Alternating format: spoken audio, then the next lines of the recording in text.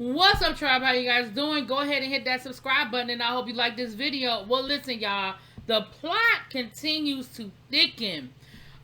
Chris Bassett has been making the rounds, and he has been doing all sorts of interviews, letting people know exactly how he felt about what happened to him this season, the effects it had on him. And he's been spilling a little tea. But today, oh, he told it. Let you listen.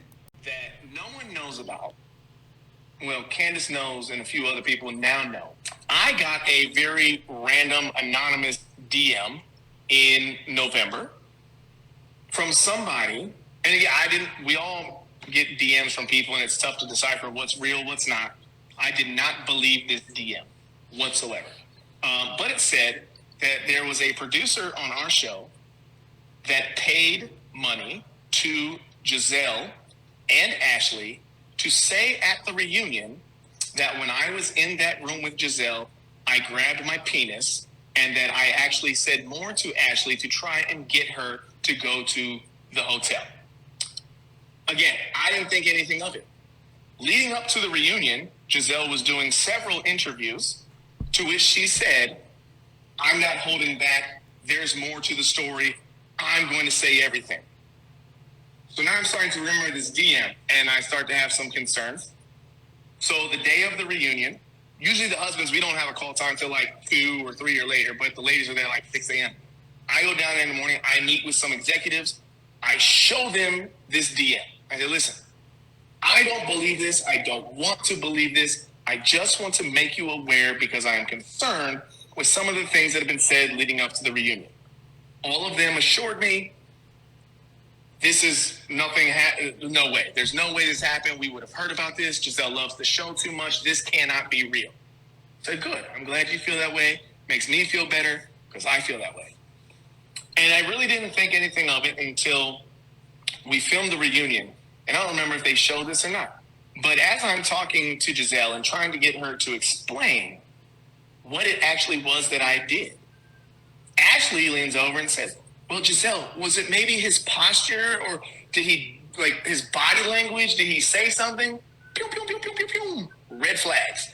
And then at the very end of my conversation with Giselle, when the husbands were out there, Candace and I both asked her point blank, well, you said in your interviews that you were going to say it all. Is there more? You had more to say, but you haven't said it. Is there anything more to say?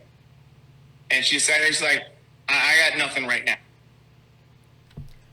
So listen, this is Chris's accusation. Listen, you make up your mind whether you believe it or not, whether you believe it to be true. But I do remember Giselle doing the interview saying, hey, it's more to the story and I ain't holding back. I do remember that. And I do remember on the reunion, Ashley did lean over to Giselle and say, well, was it something that did happen? Now, that doesn't mean that they were going to set Chris up for the okie doke of the okie doke. Because if you believe Chris's version of the story, then what it sounds like is that production knew that the sabotage that they were trying to put on Chris didn't work because they couldn't catch anything on camera of him doing anything inappropriate. The Deborah situation was a bust. Mia trying to say he was staring at her was a bust. And we, as the fans, weren't going for the oh, he made me uncomfortable story, which I think in their minds they probably thought was going to work, that we were going to go with the whole, Chris tried to Me Too, the whole Me Too thing or whatever. I don't know, but it wasn't swaying in that way, and public opinion was supporting Candace and Chris. Now, if you believe Chris's version of the story, then you could possibly believe that the production was like, look, y'all gotta add to it. We're gonna give you a little bonus on your little checkity check, but we need more for this to stick. But then, if you don't believe it, and the flip side is, why would production be so vested in setting Chris up? What is the payoff? I'm not saying whether I believe it or I don't believe it. I'm just giving you both versions or both sides of the story. Y'all tell me what side y'all believe. Do you believe Chris? Do you feel like production really tried to set him up and add, more stuff to the pot?